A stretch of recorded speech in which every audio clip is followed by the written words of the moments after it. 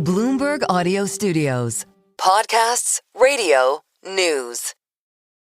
Today, the United States military continues to carry out large-scale combat operations in Iran. The U.S. and Israel's attacks on Iran have entered their third day, and President Donald Trump said Monday that the U.S.'s military operation could continue for weeks or more.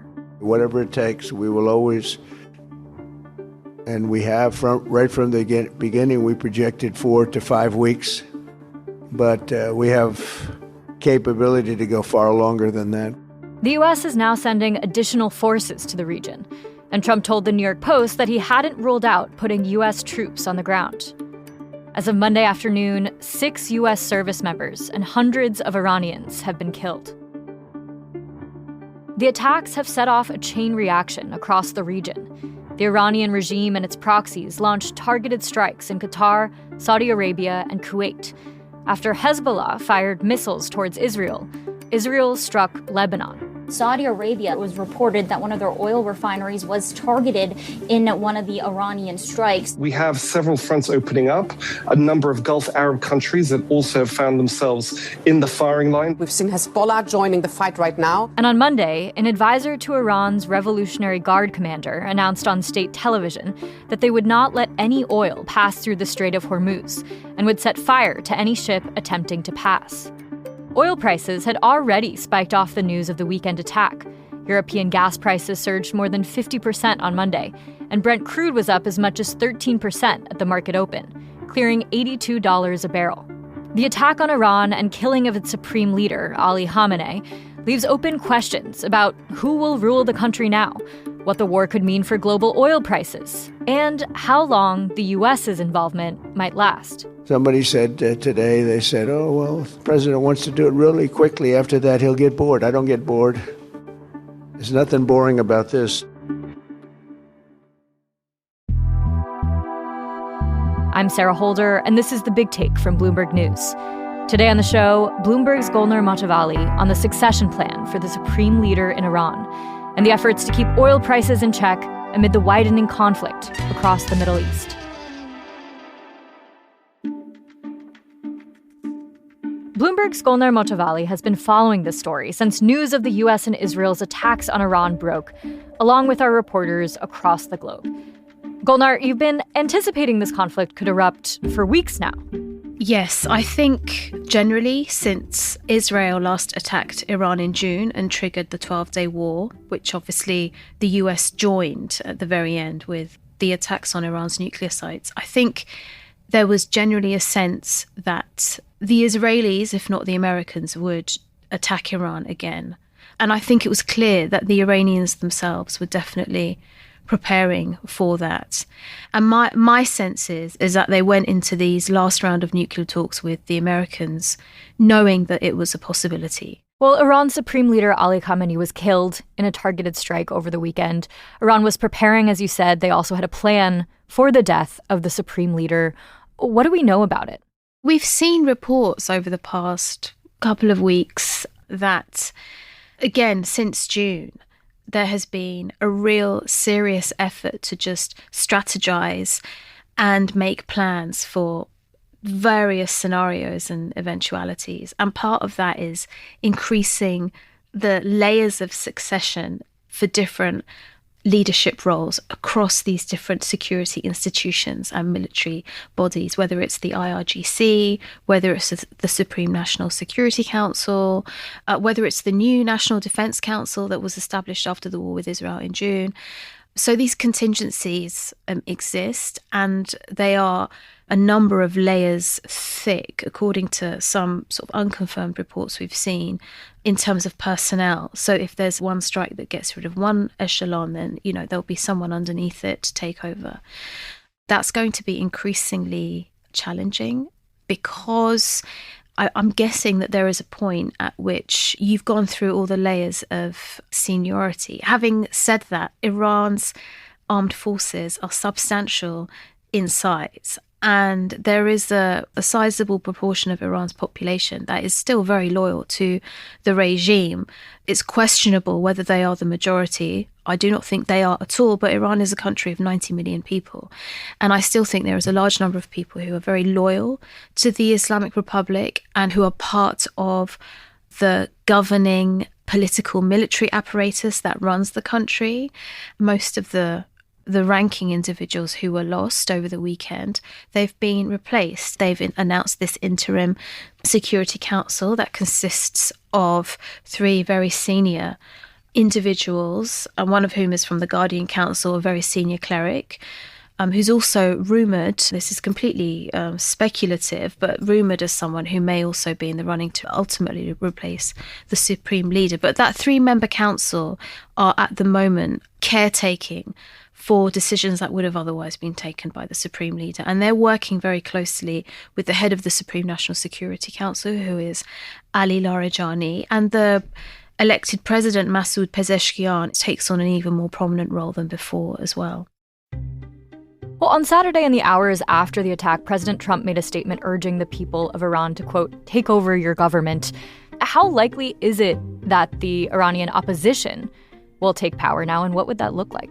One of the achievements, if you want to use that word, of the regime of the Islamic Republic in the past 50 years has been to very successfully ensure that an effective opposition just cannot exist in the country. And anyone who does speak up for the rights of women, just basic human rights, civil liberties, they face prosecution, and most of them are in jail. And the reformists, they've always been pushing against this kind of like brick wall because hardliners have kind of dominated the country for so long, and hardliners are ostensibly, in very simple terms, who Khamenei has always represented. So in that sense, internally, there's little organised opposition to speak of, but the population, by and large, are very opposed and have been very opposed to the Islamic Republic for some time. And much of the opposition comes from a very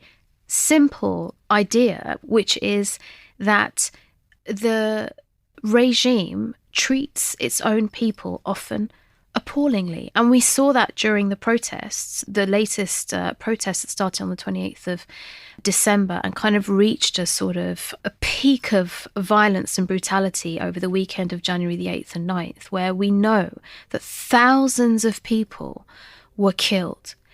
And Iranians have known, at least since 2009, that Khamenei has been prepared to give orders to the security forces to kill people if it's necessary.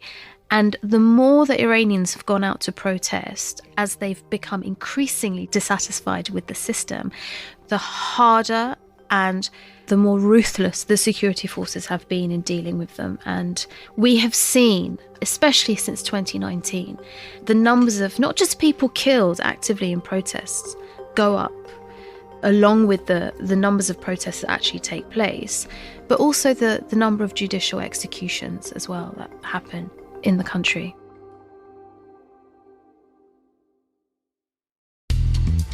After the break, Golnar and I discuss what we know about the U.S.'s endgame and how the war is already impacting the flow and the price of oil.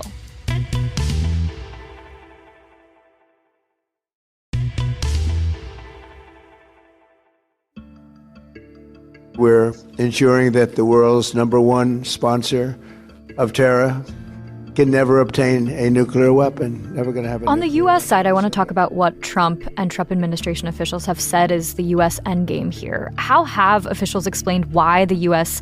attacked and what the plan is now? The rationale behind the U.S. decision to attack Iran has changed. Donald Trump's motivations for threatening Iran or threatening regime change have sort of flipped between wanting to protect the protesters, many of whom who were under arrest were also at risk of execution, but also then using the nuclear program, Iran's nuclear program, as a pretext to threaten and to attack Iran. And one thing that's been interesting is that both Donald Trump and Keir Starmer have referred to this idea of, Iran cannot have a nuclear weapon. American officials have been saying this repeatedly for years. And Iran has been saying repeatedly for years that we do not intend to have a nuclear weapon. Our program is for peaceful purposes only. Now, obviously, it's not good enough to just say that. The negotiations, the round that they were meant to have this week before the attack started on Saturday, was to provide Americans with a sense of confidence, an ironclad guarantee that Iran would not weaponize its nuclear program. And there's also been this argument that the more that you push Iran and threaten it and do various things like pile on sanctions, designate the RGC as a terrorist organization, kill someone like General Qasem Soleimani, abandon the nuclear deal that Barack Obama agreed with the Iranians on the basis that it was Barack Obama's deal and you felt that it wasn't a good deal. There's a school of thought that says doing this actually pushes Iran further toward the calculation that having a nuclear weapon is actually probably what it needs. And that is something that Larijani, who is now very prominent at the moment in Iran's decision-making apparatus, has said in the past. Right now, Iran is a member of the Nuclear Non-Proliferation Treaty, and that means that it is prohibited from trying to acquire or developing nuclear weapons, but it is also allowed to pursue a peaceful civilian nuclear program. And Iranian officials have been insisting this is what they want. The problem is that there is no trust between them and between countries like Israel, who have been threatened by Iran for years and years and years and years, and are deeply uncomfortable with the idea of a country like Iran having indigenous nuclear enrichment capability.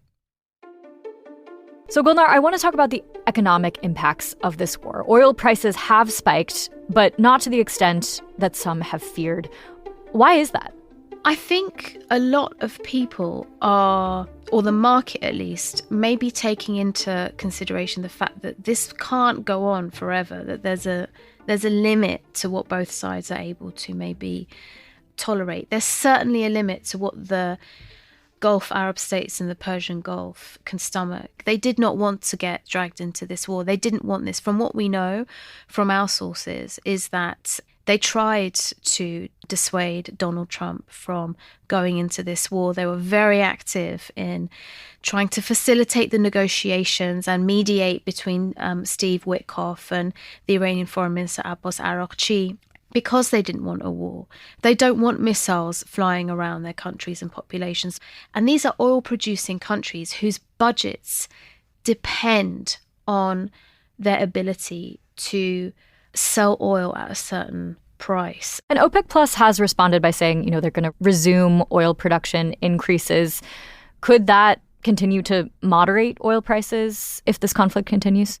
Yeah, if they're not deciding to cut and they're actually deciding to even ramp up production, that will definitely have an impact on prices. It's just unclear at this stage to what extent how much of the gains that a decision like that will help to erase at this point. And Golnar, this is a very fast-moving situation. There's questions about Iranian succession plans, about further attacks in the region, about the ripple effects on the global economy. But where do you expect this conflict to go from here? What are you watching for in the hours and days ahead? I think the one thing that concerns me a great deal is the civilian toll, the number of civilians that are being killed right now, particularly in Iran. It's very difficult to rely on the state media in Iran to give a death toll and to kind of break down that death toll in terms of civilians. And the same with infrastructure, with the loss of infrastructure in Iran, and the basic idea that there doesn't seem to be any long-term planning or thinking on the American side or amongst the Israelis about what happens in Iran next. I think Pete Hegseth said today that this wasn't a regime change war, but it did change the regime. And then he said something along the lines of, we'll leave it to Iranians to decide what to do. And I think there's a recklessness in that, inherent in that statement, because it's a way of saying, we're just going to, do the attack. This phrase that often people use, cut off the head of the snake, and then just let people to get on with it. And I don't know what that means, getting on with it. I'm not sure that anyone's really thought that through. And that's what worries me. I think the concept of regime change as we know it is freighted with the weight of that question, and always has been. And partly the reason why it has been is because I don't think there are that many examples in history where this type of intervention has ever been successful or led to anything good fast.